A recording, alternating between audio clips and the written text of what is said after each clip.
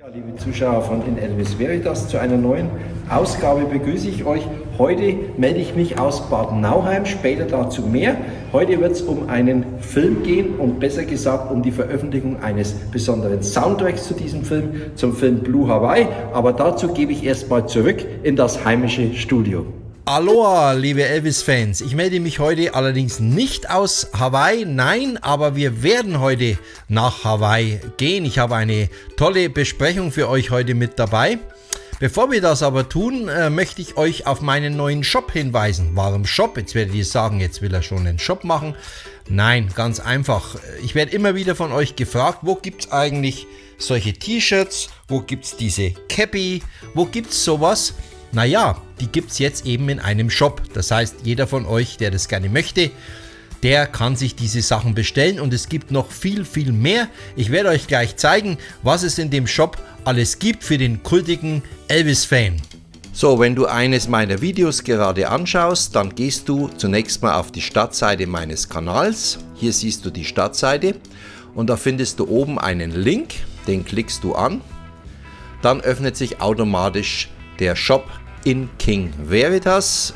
Nicht wundern über den Titel, ja, in Elvis Veritas gibt es urheberrechtliche Probleme, in King Veritas ist unverdächtig und hier siehst du jetzt, wenn du draufklickst, alle Produkte, was alles im Shop zu haben ist. Hoodies, T-Shirts in unterschiedlichen Farben, Schürze, Tragetaschen, alles jeweils entweder für Männlein oder Weiblein oder auch in der Unisex-Ausgabe. Hier kannst du also, wenn du draufklickst, eine Farbe deiner Wahl auswählen, legst das Ganze dann fest, wie hier blau zum Beispiel, je nachdem, was du möchtest, und legst das Ganze dann in den Warenkorb hinein. Oder hier noch ein weiteres Beispiel, ja, eine Cappy, die ich auch getragen habe. Die kannst du auch in unterschiedlichen Farben auswählen und legst das Ganze dann in den Warenkorb und kannst dann dort über den Warenkorb deine Bestellung abschließen. Ja, und für euch als treue Zuschauer und Fans von In Elvis Veritas gibt es auch einen exklusiven Einstiegsrabatt. Zugreifen! So, aber jetzt geht's ab ins Jahr 1961 zu Blue Hawaii. Here's Elvis Presley. Ja, herzlich willkommen nochmal. Ich bin Gerd von In Elvis Veritas, dem internationalen Elvis Presley Fankanal in deutscher Sprache mit englischen Untertiteln. Toll, dass du auch heute wieder mit dabei bist. 1961, Elvis ist gerade mal ein Jahr aus der Armee zurück und legt eine unglaubliche Erfolgsserie hin. Bereits das Jahr 1960 hatte extrem erfolgreiche Singles gebracht mit It's Now or Never, Are You Lonesome Tonight, und jetzt im März 1961 begibt sich Elvis auf Hawaii, wo er innerhalb von 3 Tagen vom 21. bis 23. März sage und schreibe 14 Songs für seinen neuen Film Blue Hawaii, für den Soundtrack, aufnehmen wird. Produziert wird das Ganze von Steve Sholes im hawaiianischen Flair, ein bisschen Ukulele ist mit dabei, hawaiianische Instrumente und auch ein paar absolute Anleihen aus der klassischen Musik. Zum Beispiel der Song No More, der auf dem spanischen La Paloma basiert, oder Almost Always True, das von dem französischen Volkslied Alouette, Alouette, Pretty Alouette basiert. Auch das wurde eingebaut. Und nicht nur das, der absolute Elvis-Klassiker Can't Help Falling in Love. Seht mein Video, das ich über diesen Song gemacht habe. Er war eine Anleihe des französischen Volkslieds Plaisir d'Amour. Das Album katapultierte sich sofort auf Platz 1 in den US-Billboard-Charts, blieb dort 20 Wochen auf Platz 1 und insgesamt 79 Wochen, also 1,5 Jahre kann man grob sagen, in den US-Billboard-Album-Charts. In Großbritannien schaffte das Album 18 Wochen Platz 1. Es gab in den 60er Jahren nur einen einzigen Soundtrack, der erfolgreicher war als Elvis Blue Hawaii, und das war die West Side Story. Der gleichnamige Film startete am 22. November 1961 in den Kinos. Norman Taurog hatte Regie geführt und es war wieder einmal eine Hal Wallis Produktion. Gedreht wurde größtenteils auf Hawaii, unvergesslich dabei das Coco Palms Resort. auf Kauai. Heute leider nur noch eine Ruine. Es gab 1992 einen Hurricane, der diesen wunderschönen Ort sozusagen dem Erdboden gleich machte. Der Film wurde Elvis' erfolgreichster Kinofilm. Künstlerisch, nicht gerade ein Shakespeare-Werk, auch nicht gerade Oscar-verdächtig, aber finanziell ein absoluter Volltreffer. Das Publikum liebte das Konzept Elvis, dann der ganze Background, Hawaii, die wunderschönen Aufnahmen, die dort gemacht wurden. Elvis singt, attraktive Frauen und Mädchen sind mit dabei. Für das Publikum war das ein Volltreffer. Und dieses Konzept war so erfolgreich, dass es quasi die Blaupause wurde für ganz, ganz viele nachfolgende Elvis-Filme, die in einem ähnlichen Stil gedreht wurden, wenn auch nicht mehr mit dem gleichen Aufwand. Das muss man leider dazu sagen. Zeit an dieser Stelle für ein paar Fakten, die ihr vielleicht noch nicht kennt. Angela Lansbury, die in Blue Hawaii die Mutter von Elvis spielt, war in Wirklichkeit nur 9 Jahre älter als er. Man hatte sie durch Kleidung und durch geschicktes Schminken so hingetrimmt, dass sie im Film tatsächlich wie Elvis' Mutter durchging, obwohl der Altersunterschied das ja eigentlich gar nicht zuließ. Beim Dreh einer Prügelszene in Blue Hawaii brach sich Elvis tatsächlich in echt einen Finger, aber der King spielte weiter. Im Film gibt es gerade für uns deutsche Fans eine interessante Szene. Es niest jemand am Tisch und Elvis sagt auf Deutsch Gesundheit. Das sagt er nicht nur in der deutschen Synchronfassung, das sagt er auch in der englischen Originalfassung. Thank you. Gesundheit.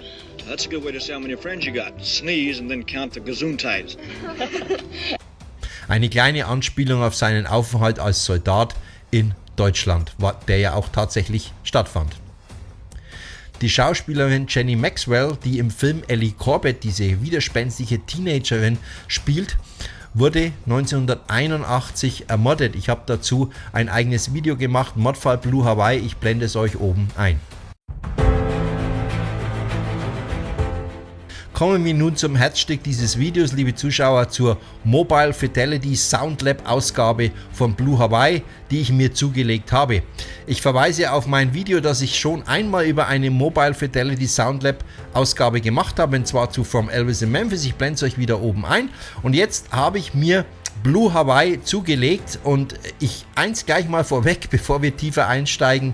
Es ist ein sensationell guter Sound. Kommen wir kurz zu den Fakten dieser Ausgabe. Gepresst auf 180 Gramm Vinyl, abgespielt wieder mit 45 Umdrehungen pro Minute, also wie eine Single eigentlich, das ja die Tonqualität bekanntermaßen erhöht. Ich habe in meinem Video über From Elvis in Memphis ausführlich über dieses Prozedere gesprochen. Das werde ich an dieser Stelle nicht mehr machen. Schaut euch einfach mein Video an, wer die genaueren Details dazu wissen möchte. Gemastert wurde das Ganze wieder von den Original Master Tapes, also wie man näher nicht am Original sein kann, und zwar über einen DSD 256 Transfer, also von den Masterbändern digital und dann aber wieder weiterverarbeitet analog. Der Grund darin ganz einfach, die Masterbänder wurden nicht hergegeben und es war für die Produktion zu teuer, die ganze Abmischung und Produktion vor Ort zu machen, wo das Original Masterband war. Deshalb hat man sich entschieden, diesen Digitaltransfer zu machen, der aber in Wirklichkeit eigentlich den Sound nicht verfälscht, ganz im Gegenteil, sogar ihn noch besser macht als das eigentliche Masterband. Aber dazu gleich noch mehr. Ja, MoFi hat digitalisiert, das gab im Jahr 2022, als diese Ausgabe erschien, auch reichlich Diskussionsstoff, aber das Ergebnis ist schließlich atemberaubend. Wir hören eine unglaubliche Klarheit von Höhen und Bässen, das muss ich jetzt nicht wiederholen, das ergibt sich automatisch auch aus den 45 Umdrehungen pro Minute. Wir werden gleich ein paar kurze Soundschnipsel dazu hören. Selbst der ach so viel gescholtene Song Ito Eats aus dem Soundtrack hört sich hier fantastisch an und ich muss ganz ehrlich sagen, es ist klanglich eines der Highlights dieser LP. Ich werde euch nachher ein paar Soundschnipsel mit den Highlights dieses Albums vorspielen. Es gab von der ganzen Produktion auch eine SACD-Ausgabe, also Super Audio CD. Aber ich muss ganz ehrlich sagen, die Wärme, die die Vinyl-Schallplatte einfach hat, die kann ein digitales Produkt nicht erreichen. Insofern für mich 5 Sterne für den Klang dieser Produktion. Es gibt aber Einschränkungen. Die Einschränkungen liegen im Layout. Man hat sich, anders als vom Elvis in Memphis, das wir in einer schönen Box bekommen haben, mit einer genauen Aufstellung, wie die Produktion vonstatten ging, haben wir hier ein Gatefold Doppelalbum bekommen. Und man hat, und das finde ich wirklich eine verpasste Chance, eigentlich unverzeihlich, wenn ich ehrlich bin, man hat beim Aufklappen im Gatefold innen den Raum nicht genutzt, da ist so gut wie nichts drin. Man hätte hier ausführlich die Produktion abdrucken können, warum man das nicht gemacht hat, ich weiß es nicht, eine verpasste Chance. Das ganze Album erscheint natürlich auch als Limited Edition, logischerweise. Meine Nummer seht ihr eingeblendet. No more do wise men. Let's go on a moonlight swim. Eat, don't eat all day, night and the day. Ja, als Fazit muss man sagen, Blue Hawaii ist noch nie so gut hörbar gewesen wie auf dieser Produktion. Ich kenne nichts Vergleichbares, übrigens auch von Elvis nichts Vergleichbares. So weit lehne ich mich jetzt tatsächlich aus dem Fenster. Und ich muss auch dazu sagen, es hört sich an, wie wenn, wie soll ich denn sagen, wie wenn ein Vorhang aufgeht, ja, wie wenn ein Schleier oder der Staub weggemacht wurde und wir hören diesen Song oder diese Songs so natürlich, so frisch wie nie zuvor. Man hört Details, man hört im Arrangement Instrumente oder Kleinigkeiten heraus, die man bei anderen Veröffentlichungen gar nicht hören kann. Also wer bereit ist, ein bisschen mehr Geld auszugeben, die ist nicht so teuer, nicht annähernd so teuer wie die vom Elvis in Memphis. Man kriegt es jetzt für 50, 60 Euro, sowas um den Dreh rum mittlerweile. Es lohnt sich, absolute Kaufempfehlung. Mo-Fi hat ja schon andere Elvis-Meisterwerke aufgelegt, ich habe es vorhin schon erwähnt, vom Elvis in Memphis, aber nicht nur das, es gibt auch noch eine Veröffentlichung von That's the Way It Is als Super Audio CD. Leider hat man davon keine Vinyl-Ausgabe gemacht, das wäre auch mal sehr, sehr interessant gewesen. Ja, liebe Freunde, das war Blue Hawaii in atemberaubender und nie gehörter Klangqualität. Meine Empfehlung für euch an diesem heißen Sommerwochenende mit den Summer Vibes auf In Elvis Veritas. Schreibt mir in die Kommentare, wie ihr darüber denkt. Werdet ihr bereit, euch diese Doppel-LP zu kaufen oder sagt ihr, muss ich nicht unbedingt haben? Mich würden eure Kommentare brennend interessieren. Und vergesst nicht, mein Video zu liken, meinen Kanal zu abonnieren, falls ihr es noch nicht getan habt. Ja, ich werde mich jetzt wieder zurückbegeben auf das 23. European Elvis Festival in Baden-Nauheim und nächste Woche, sofern ich es schaffe, weil ich nämlich gleich darauf in Urlaub fahre, aber ich habe ein Zeitfenster von etwa 2,5 Tagen, werde ich noch einen Schnitt für euch machen, ein Video, ein Review-Video zu diesem Wochenende. Sollte ich es nicht mehr schaffen, wird es nächste Woche eine Pause geben. Soweit schon mal dazu. Danke für euer Interesse, toll, dass ihr wieder mit dabei wart und wie gesagt, nächste Woche oder übernächste Woche sehen wir uns definitiv wieder. Ciao und Servus, euer Gerd. Long live the King.